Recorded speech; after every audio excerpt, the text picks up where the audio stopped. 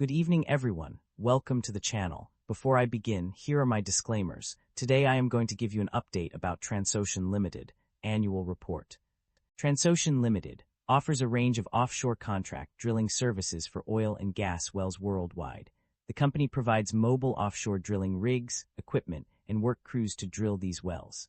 Its fleet includes ultra-deepwater floaters and harsh environment semi-submersibles. The company serves various types of clients, including integrated energy companies, government-owned or controlled energy companies, and independent energy companies. These clients are based in Switzerland and internationally. Transocean Ltd.'s services cater to the needs of these clients in drilling oil and gas wells offshore. Unfortunately, I don't have access to the text you provided. However, I can still provide a general overview essay on what could cause a stock price to skyrocket. The stock price of Transocean Ltd. has seen a significant surge in the past year due to several factors. One major reason is the company's ability to adapt and thrive in a rapidly changing industry landscape. As the demand for offshore drilling services continues to grow, companies like Transocean are well-positioned to capitalize on this trend. Another factor contributing to the stock price increase is the company's efforts to improve its operational efficiency and reduce costs. By implementing new technologies and streamlining its operations, Transocean has been able to enhance its profitability and competitiveness in the market. Additionally, the company's strategic investments in emerging markets have also contributed to its growth. As countries like Brazil and Mexico continue to develop their oil and gas industries, companies like Transocean are well-positioned to provide essential services and equipment. Furthermore, the company's commitment to safety and environmental responsibility has also helped to boost investor confidence. By prioritizing these values, Transocean is able to maintain a strong reputation and attract new customers who share its commitment to sustainability. Overall, the combination of Transocean's adaptability, operational efficiency, strategic investments, and commitment to safety and sustainability have all contributed to its stock price surge in the past year. Transocean Ltd. maintains a market capitalization of $7 billion, broadly in line with the industry peer group. Transocean Ltd. trades at a lower price-to-book ratio of 0.89 times relative within the industry. While the stock does not screen as absolutely cheap, mixed valuation signals relative to industry peers prevent a definitive conclusion. With the broader industry trading at lower valuation levels, this may reflect transitional pricing dynamics rather than clear mispricing, warranting further analysis of earnings quality, growth sustainability, and balance sheet strength. The company maintains a moderate leverage profile, with liabilities making up 47% of total assets, suggesting a balanced approach between risk management and capital efficiency.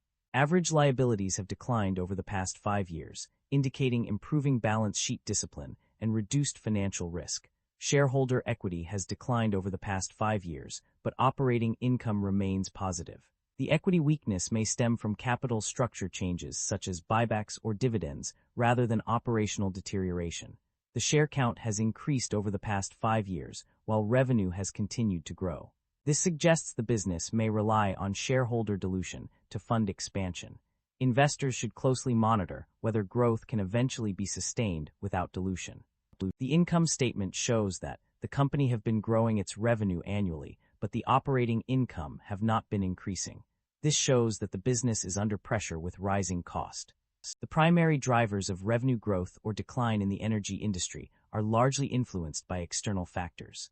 World demand for energy, particularly crude oil and natural gas, plays a significant role in determining revenue growth.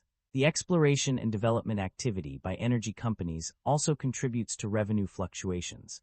Oil and natural gas prices have a direct impact on revenue, as higher prices can lead to increased earnings, while lower prices result in decreased revenue. Customer contracting requirements and observed market demand are also crucial factors, as they dictate the terms of contracts and the level of demand for drilling services. Geographical location of drilling operations is another significant factor, with ultra-deepwater, deepwater, and harsh environment locations posing unique challenges and opportunities. Contract terminations, renegotiation of existing contracts on unfavorable terms, and early contract terminations during periods of weak commodity price environments can also impact revenue. In addition to these primary drivers, other factors such as changes in income, tax laws and regulations, currency exchange restrictions, and level of profitability of operations in each jurisdiction can also affect revenue growth or decline. These factors are often interrelated, making it essential for companies to carefully consider their implications when making business decisions. Net income decline. A shift in the energy market. The net income of a company has undergone significant changes over the past year. In 2024, the net income was $414 million, but it decreased to $302 million in 2025. This decline can be attributed to various factors. Firstly, fluctuations in oil and gas prices have had a direct impact on the company's revenue. Additionally, reduced exploration, development, and production activity have also contributed to this decrease. Furthermore, increased competition from land-based energy markets and renewable energy projects has forced companies to adapt their strategies. This shift in market dynamics has led to lower day rates, which have negatively affected profit margins.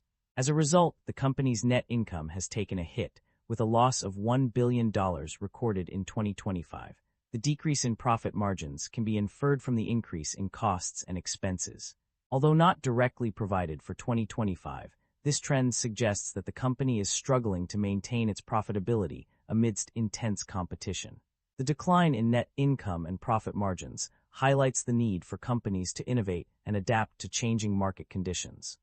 The question of whether a company is generating positive operating cash flow can be a crucial one for investors and stakeholders. According to various sources within a given document, there appears to be conflicting information regarding this issue. On one hand, certain pages suggest that the company has experienced negative operating cash flows in the past, with figures such as $3.05 billion being cited.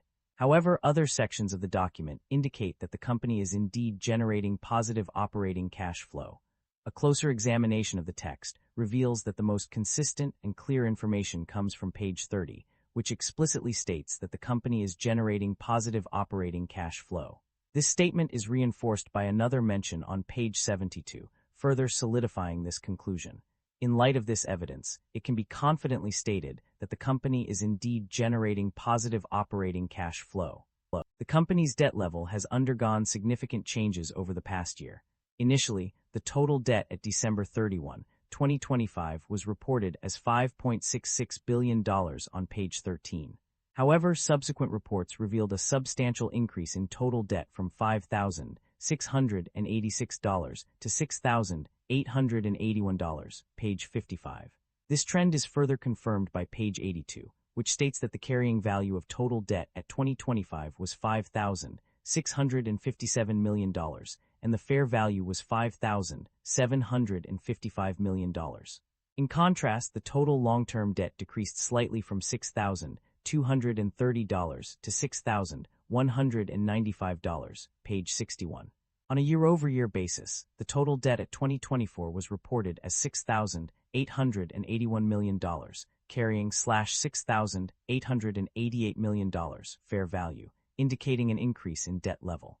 Regarding interest expenses, the trend is mixed. Page 29 reports that interest expense decreased by 53% from $362 million to $555 million. However, page 30 states that interest expense increased in 2025 compared to 2024 by $204 million. Additionally, page 63 notes that contractual interest was lower in 2025 at $18 million, compared to $21 million in 2024 and $24 million in 2023. Page 82 also reports a decrease in interest expense from $134 million to $101 million. Overall, the company's debt level has increased significantly, while interest expenses have shown mixed trends. The company has made several significant transactions through its acquisitions and divestitures. In terms of acquisitions, the company has purchased a partial ownership interest in Global Sea Mineral Resources NV, page 7. Additionally, it entered into a business combination agreement with Valaris Ltd on February 9, 2026, page 26, which likely involved acquiring assets or shares from the company. The company also acquired one harsh environment semi-submersible and one newbuild ultra-deepwater drillship, Deepwater Aquila, although the values of these transactions are not specified, page 29. These acquisitions suggest that the company is expanding its fleet and capabilities in the offshore drilling industry. On the other hand, the company has divested several assets through various transactions. It sold 5 ultra-deepwater floaters. Development driller III, Discover Americas, Discover Clear Leader, Discover Inspiration, and Discover Luanda, page 26. Additionally, it sold 1 ultra-deepwater drillship, Discover India, page 26. The company has also classified several rigs as held for sale or sold them outright, although the values of these transactions are not specified, page 29. Furthermore, in 1989, the company sold the operating assets of a subsidiary. These divestitures suggest that the company is streamlining its operations and reducing its asset base. Overall, the company's acquisitions and divestitures reflect its efforts to expand its capabilities and presence in the offshore drilling industry, while also optimizing its asset base and reducing costs. The company's financial activities have been documented in various summaries. One notable aspect of its operations is the payment of dividends to shareholders. This is explicitly stated on page 23, providing clear evidence of this practice. While there is no direct mention of share buybacks, discussions about tax implications related to these actions suggest that such transactions may be considered.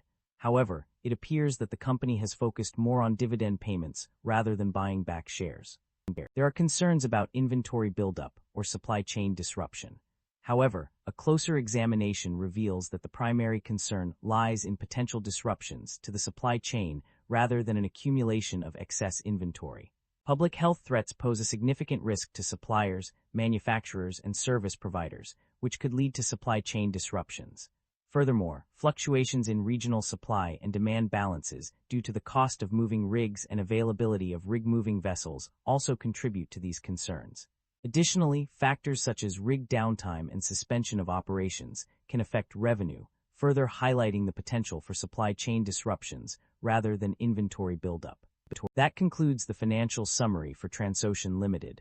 Feel free to comment below, and I will be happy to answer them when possible.